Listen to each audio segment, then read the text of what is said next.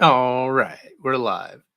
So what I'm trying to do right now is what I was trying to do last week when we did this, and wanted to do the big old wheel of picking next week's well music to listen to next week, and it kept jacking everything up.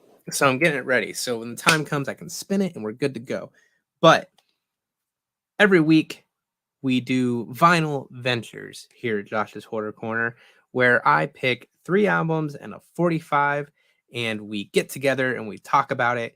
And this is this week's What is Up, Colin? What is up, Psycho Rocker 69? Um, if you were here last week, you know that we picked the Unrighteous Brothers as the 45 that we were going to listen to and discuss.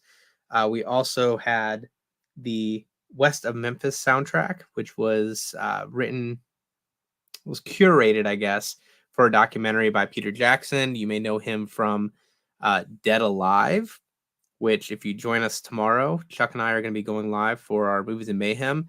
And the movie we're talking about was also directed by Peter Jackson, which is pretty crazy. Um, I actually didn't put that together until last night. Wild timing on that. But anyway, it was a documentary done by Peter Jackson. He's also known for Lord of the Rings, things like that. It was a documentary about the West Memphis 3. If you don't know who they are, I highly suggest you check them out. It's a very insane case that we'll talk about when we go through the documentary or the soundtrack. We also had AlexisonFire, Watch Out, amazing album. And then Conor Oberst, Salutations. So I enjoy starting with our 45, which was the Unrighteous Brothers. So what we're going to do here is get my little notebook where I took some notes as I listened to it. So the Unrighteous Brothers, this is a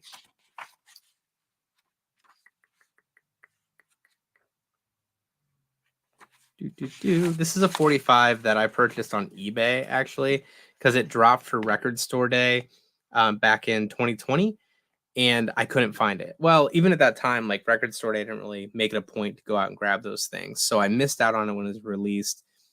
It is just 2 songs, which is the standard for 45s. On side A, you have Unchained Melody. On side B, you have You Lost That Love and Feeling. So this is it right here. The Unrighteous Brothers, which is Orville Peck and Paul Coffin,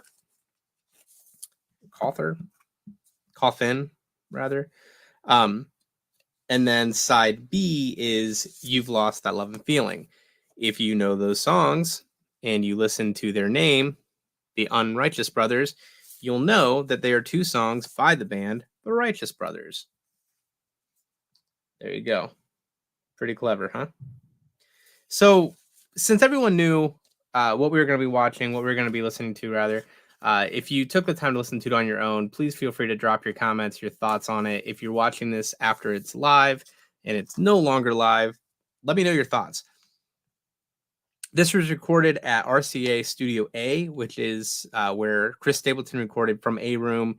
And it's just a legendary studio. A lot of country musicians have recorded there. So it's amazing they were able to do it. It was released 2020, digital and Record Store Day release. Like I said, I got on eBay because I didn't get it at first. But all proceeds went to Music Cares, which is a charity set up for like musicians who need assistance. Like health insurance isn't exactly a thing for the music industry. So it helps them out if they hit snags. The songs on it, You've Lost That Love and Feeling and Unchained Melody, both were, like I said, by the Righteous Brothers. Unchained Melody was a 1955 single, and it ended up being the theme for the film Unchained. It was 1955 is when the original version came out, and then in 65, the Righteous Brothers re-recorded it, but over 670 artists have recorded it in some capacity or another. It really starts you off on this like interesting classic song with a new vibe to it. So you're on this like journey and it's so smooth. It's got that country twang to it. I don't know Paul Cawthon's vocals well enough to really differentiate him from Orville Peck. So that was kind of hard because they meshed really well and it was hard to really pick one from the other. But it's a really Unchained Melody is just a classic song. And it really, with their voices, everything was a powerful song. When you flip it over to You've Lost That Love and Feeling, it's just perfect. Orville Peck owns that song. My fraternity days, You've Lost That Love and Feeling was like our fraternity song. So we always had to sing at all of our special events. When we went to weddings and stuff like that, like Tyson Brown's wedding, Mickey Hart's wedding, we had to sing it at their weddings and stuff like that. It's a special song to me because of that. And it's just a timeless song. I mean, you know it from Top Gun. Tom Cruise singing it at the bar with his friends. I've never actually seen all of Top Gun. I just know that scene. When it comes to that song in particular, it's easier to tell their voices apart, so you can really differentiate the two. And then in 1964 is when that was released. Oh, not so. I'm sorry. I'm stumbling on my words here. What I'm trying to say is in 2001, it was named one of the songs of the century. So it's gotten a lot of credit and a lot of praise over the years. Colin, I know, man. I don't think I've seen all of it. I could be wrong. Maybe I have, but I really don't think I have. Which leads us to, how was Maverick? If not seeing Top Gun is a sin, do I need to take the time to watch Maverick as well?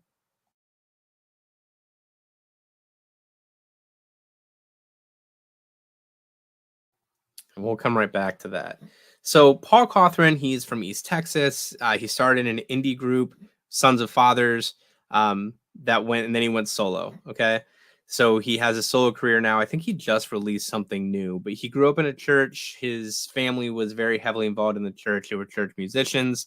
His grandfather ended up, this is going to tie us back to last week's episode, oddly enough. His grandfather ended up working with Buddy Holly for a bit. So he was a member of Buddy Holly and the Crickets, and he gave Paul his first guitar. If you remember last week's episode, we talked about Waylon Jennings, who also got his start with Buddy Holly. So it's a really cool little connection between these two episodes, or whatever we want to call them. He moved on to release 3 solo albums: Have Mercy, Room 41, and Country Coming Down. Orville Peck, on the other hand, he's from South Africa, and he's based out of Canada now. He's known for kind of like the COVID mask, a fringe, though. That's always been his thing. Even before COVID, he wore that mask, just a fringe mask. He did voiceovers and stuff for cartoons in his early career, and then moved into just music. He's ballet trained, musical theater trained. He released his first EP, Show Pony, in 2020. It had that cover of Small Town Boy. No, he had the song Small Town Boy on it, and then he re-recorded that for a Pride edition of the Spotify single series. He did guest vocals on Trixie Mattel's EP. He covered Born This Way on Lady Gaga's like collection of anniversary edition music. He's also the drummer for punk band No Sensei. He claims to strongly identify with that 70s era country. Merle Haggard is his absolute favorite, which, with his involved in the LGBTQ communities he is, some people may see that and know of Merle Haggard's history and question that. But he says that he's a very open person naturally, and he thinks that sincerity has come through his music and his lyrics, and he kind of feels that towards Merle Haggard. He feels those thoughts. Merle Haggard is a very open person, and through his lyrics, you can really understand him. Some of his newer work, Legends Never Die, he did that song with Shania Twain. It was great. Bronco was released in 2022. He's currently on tour, but he kind of keeps his life a mystery. So it's hard to find a lot of information out about him. I respect that. I respect that. Colin, I will do my best to make the time to watch Top Gun and Maverick. I promise. I'll do my best. Let's move right along. So that's the 45. I love it. It's one of my favorite pieces of my collection. I'm very glad that I tracked it down. Like I said, having to get it off eBay kind of sucked, but I enjoyed it. Get rid of this. I'm just going to do this in the order that I have them in. So we're going to go with my favorite of the 3 that we listened to, AlexisonFire's second album, Watch Out. If you know AlexisonFire, their first album was very experimental. There's a lot going on with it, very technical sounding. And they moved into this one that was more just straightforward, kind of that, I don't want to say metalcore, but I hate naming genres, screamo metalcore-ish vibes. AlexisonFire, Watch Out on 150 grade black, so nothing too crazy. No reason to show you the records themselves. But you got that zombie-inspired artwork. I remember the day I bought this album in 2004 when it came out. And me and my friends, we went to Best Buy. We picked it up, driving home to watch it. We stopped by this friend's house, and her neighbor was looking for their dog. This kid comes running up the hill. My buddy Jeremy's like, "What's wrong, little buddy?" He's like, "We can't find my dog. Have you seen my dog? He's a little husky." And Jeremy says, "This is Josh. He's a little husky." I don't know if the kid ever found his dog, but Jeremy was always really good with those kind of quips. AlexisonFire, again, one of my favorite bands. I saw them the first time in 2004, the year this album came out. They were on tour with My Chemical Romance and Avenged Sevenfold and Opiate for the Masses. Played a very small venue in Cleveland, my absolute favorite venue in Cleveland, the Grog Shop. It was an amazing, amazing show. Never today would I imagine being that close to those bands again. At Furnace Fest last year, I actually had the privilege of being on stage during their set. Amazing. Like, before we were allowed to go up on stage, we were in the grass behind the stage, like hanging out, and the band was right next to me doing their little hugs and warm up and jumping around together and stuff like that before taking the stage. And it was just such a rad moment in my life. Like, they were right there doing their little celebration.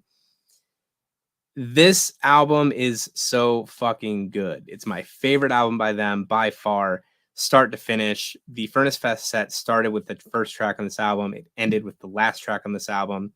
The first track is Accidents, and when I first heard it, it was like a time machine. Like, Sidewalk Where She Walks. Yes, Colin, that song is amazing. It was like a time machine. I hit play on it. I make sure to sit back and really listen to these albums track by track. George's vocals just took me back. And they basically have three vocalists. They have George, who's the front row center frontman. They have Dallas Green, who is guitarist and the clean vocals. They have Wade, who has very heavy, harsh vocals. He's also the vocalist for Gallows now. And then Dallas is the vocalist for City and Color. I think George does vocals also for a couple projects. Cancer Bats might be one of them, but there's another project. Just the most amazing opener on this album. This is one that you actually have. Hopefully we'll find more. It's awesome that you know this album. Like, really, that's really rad. The second track is Control.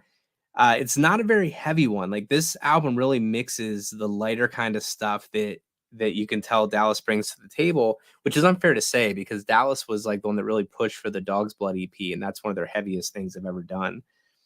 But Dallas comes in with this, like, you say that you're in control, music is gonna stop, you believe that you're just fine. Like, it has this like build up, and then the music just cuts out and it's believe that you are just fine. It's just this like almost spoken. And then this growl from Wade of be what you are. It's just so powerful. Like, the lyrics and the way they layer with each other is amazing. It was Fear Myself that made me odd is the third track on it. Dallas, again, very heavy on this song, on this entire album. I remember being surprised by that back in the day. I wanted George. I wanted to hear the screaming. I wanted to hear the anger. I wanted to hear the aggression. And Dallas, anymore, I'd rather hear Dallas. I'd rather hear his side of things. But George comes in on that song when the guitar picks up, and he's just like repeating his line over and over again as it just crescendos. It turns into this like conversation. Sidewalk Where She Walks. What up, Chorizo Bandito? Sidewalk Where She Walks is probably my favorite song on this entire album. I know that I've repeated a line to Emily all the time, like "Dressed to Kill, you look so right," just because it just sounds catchy. It's nice.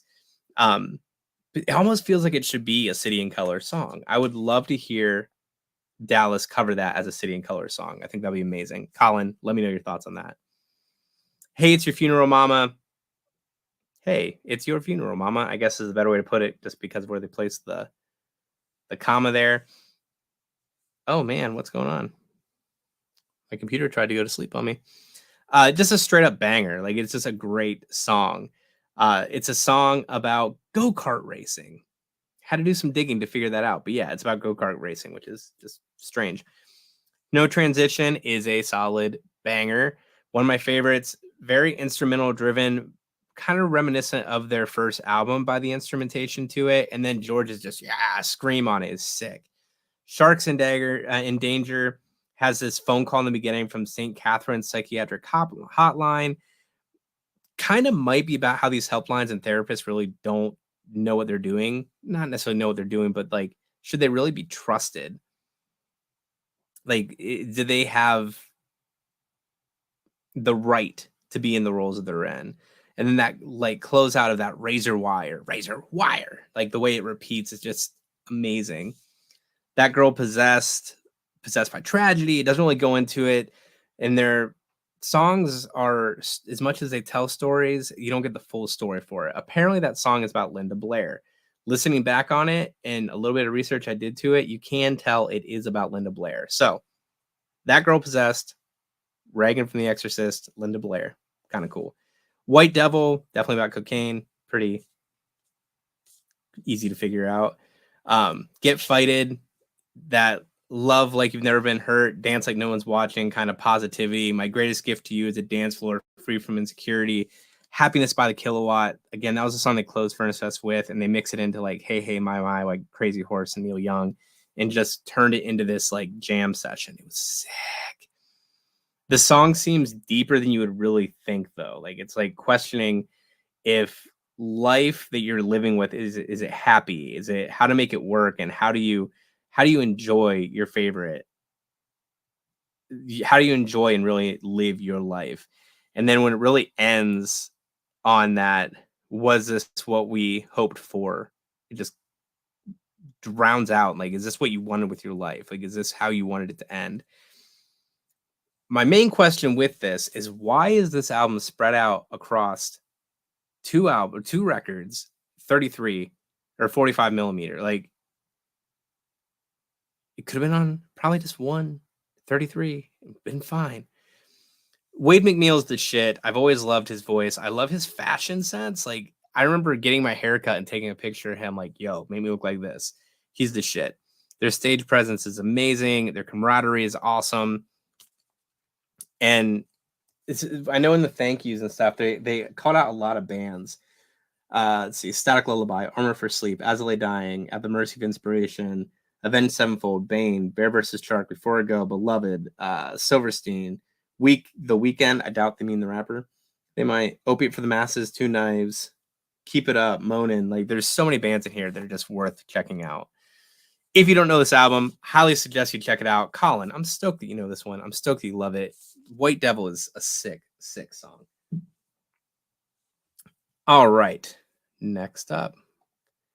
And again, man, like this kind of stuff, like I want us to be able to kind of discuss it. So if you're watching it, add your feedback, add your thoughts. If you've never heard of it, highly suggest you check it out. I have some embarrassing, terrible albums in my collection, and we'll get to those. But for now, let's just have fun with it. We'll be pretty quick with this one. Everything that we selected this time around was on the solid black, so there's no reason to really break them out. West of Memphis. What is up, Doug? CSR Collectibles. 3 days, I believe, until the cutoff date for their signing with Max, who is the stuntman for Ghostface in Scream 6. Yesterday I said Scream 4 on a post. Luckily, somebody liked it and I caught my typo. I fixed it. Embarrassing. But build up that Scream collection, man. CSR's got your back. West of Memphis. This was the documentary done by Peter Jackson, who did Dead Alive. He did The Lord of the Rings. He did so much.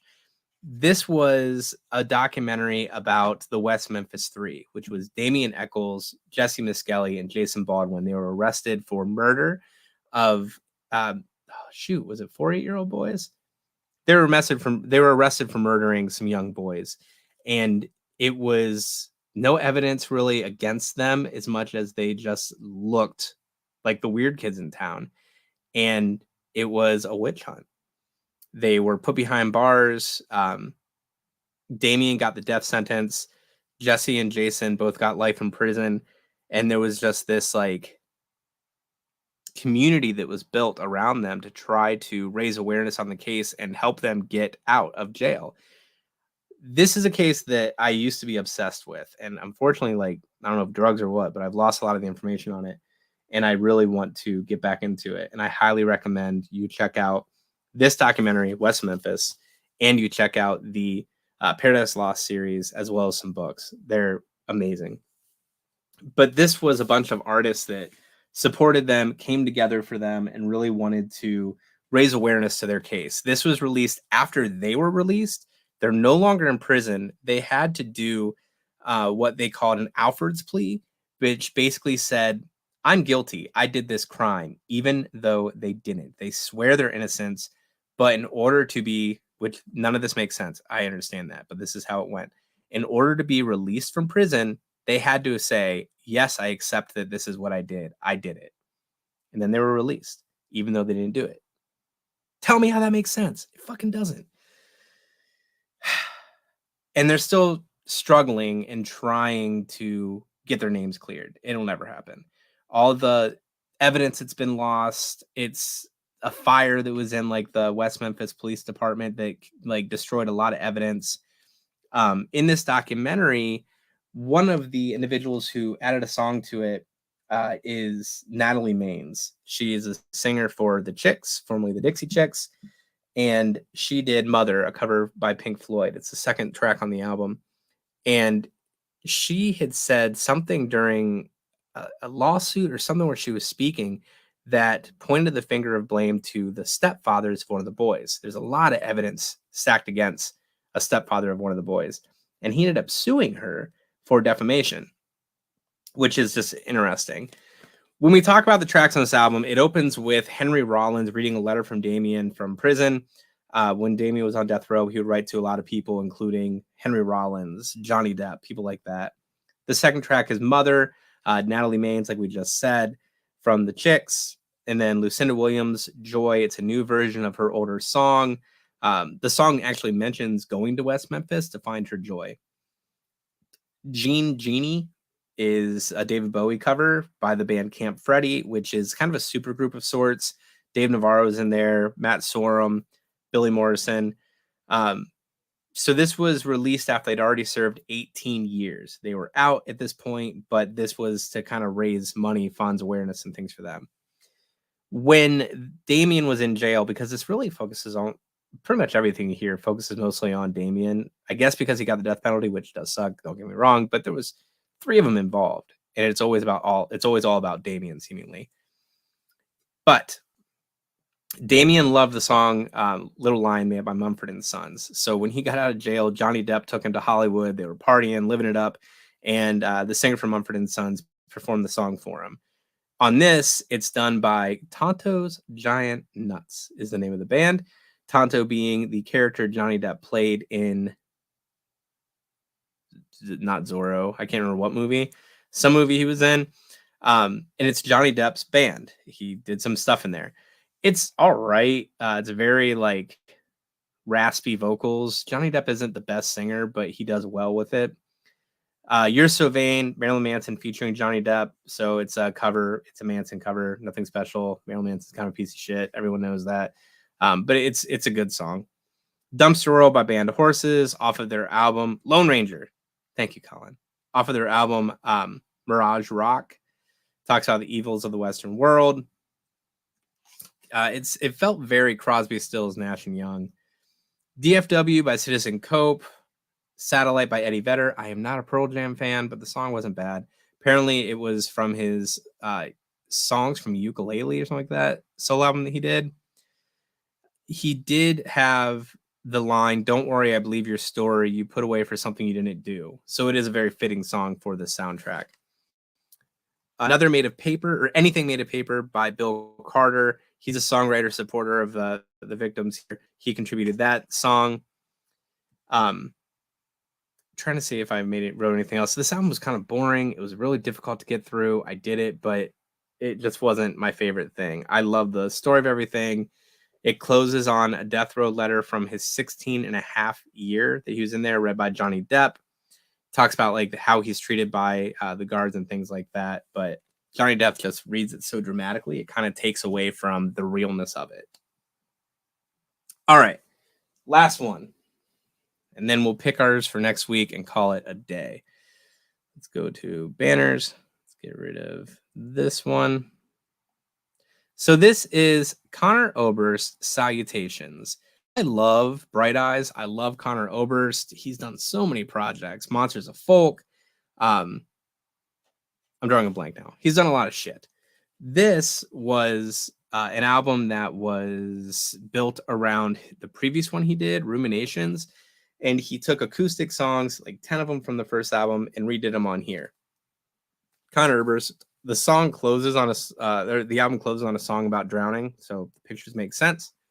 And it was a decent album. I would say my ranking: AlexisonFire, Watch Out, Conor Oberst, Salutations, and then the soundtrack. Definitely. This was in 2017. It is his 8th solo album. 10 of the tracks were acoustics on his previous album, Ruminations. Too Late to Fixate on the Bad, realizing what you have and should focus and fixate on. It's a good message. A lot of his lyrics are like that, where there is a good message involved, but it's kind of hard to dig through to get to it, to be honest. Gossamer Thin was a full band version of one of the previous songs he had done. It's very much a heroin song. His veins are covered and concealed. Talks about being adored, track marks on his arms, things like that.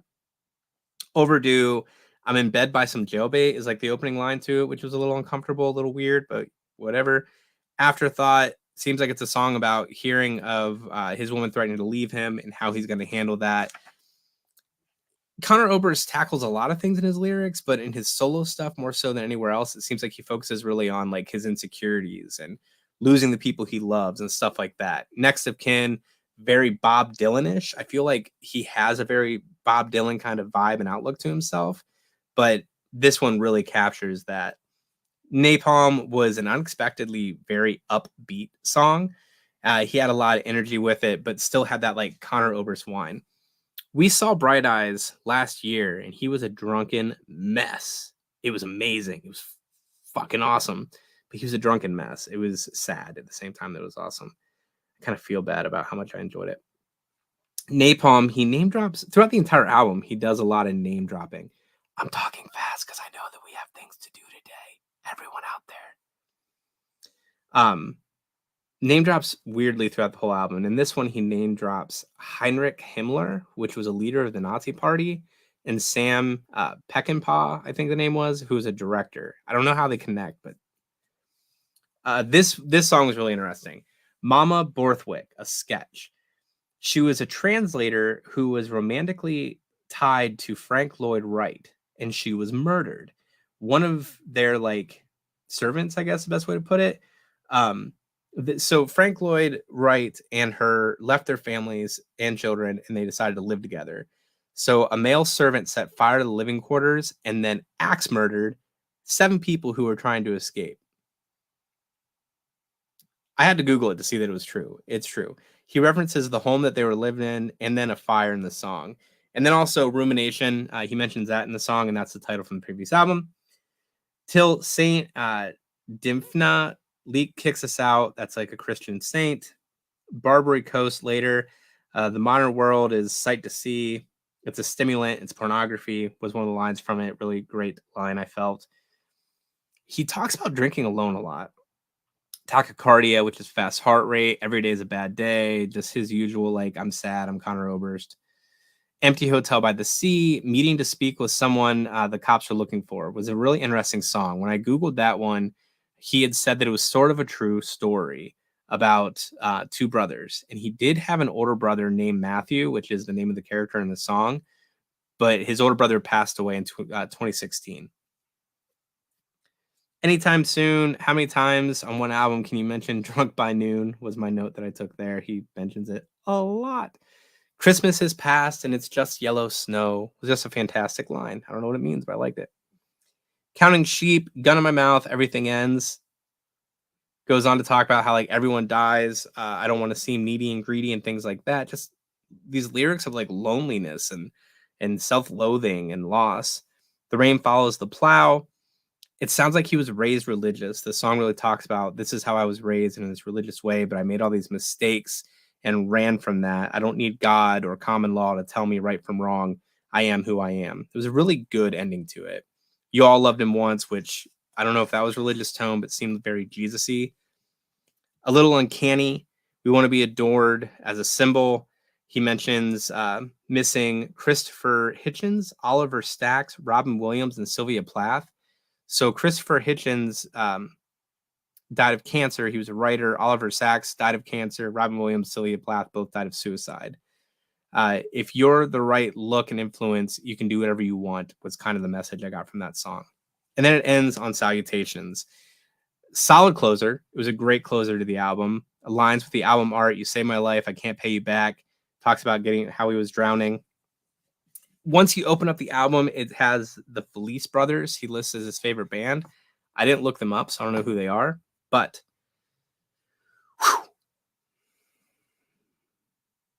did I go too fast? I feel like I went too fast. It was a weird selection this time around. I'm really hoping that we do better on the next three. Because while I enjoyed all of these listens, it was just weird. Conor Oberst, I can listen to for so long before I start to get bored. And I want to make sure that I'm paying full attention to it. AlexisonFire was a great listen. I really enjoyed going back to that album and just getting lost and letting it take me back to my youth, as corny as that sounds. So, what are we going to do? What we're going to do now is pick the next three in the 45. So let's see. Oh boy, this didn't work out too well last time. So we're going to try it and see if it works. Like I said, I already got everything in there. I'm going to test it. I did a couple clicks there. We'll let it pick one. This will not be one of the ones we choose. But from here. All right. Let's pick them. Are we ready?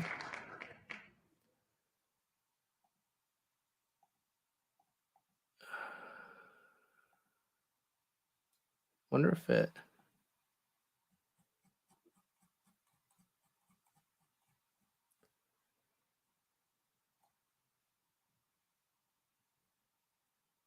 Full beat. Okay, cool. It's kept in there. All right, here we go. Colin, you got to tell me some of your favorite bands or something. Do you have anybody that you want to see get picked here? Here's our first one. Amir. Oh. That'll be a weird one. That'll be one I have to listen to when no one's around because my family will not want me listening to that. Amir, Look at Yourself. I don't even know why I have that one. I don't know if those ... dots are about Amir or not, Colin. Tell me what that means. Motley Crue, Girls, Girls, Girls. Okay, weird. Girls times 3.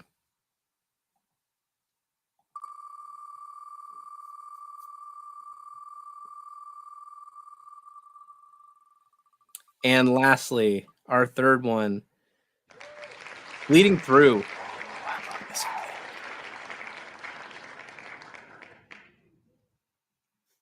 Love Will Kill All. That's going to be a fun one. Get rid of that.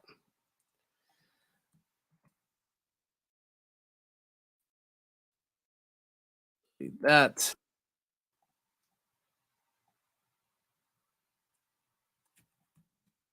Not. Why are you not sure about Amir? Like, you know Amir and you don't like Amir, or why are you not sure about him? Elaborate. I demand answers. I'm going to click it once to give us one, and then I'll click it to get it. I haven't listened to Lorna Shore, to be honest with you. I've only heard good things, but I just have really fallen away from like the heavy screaming stuff. I don't know why I have this Amir album, to be honest with you. I really don't. I think it's the one that starts off with like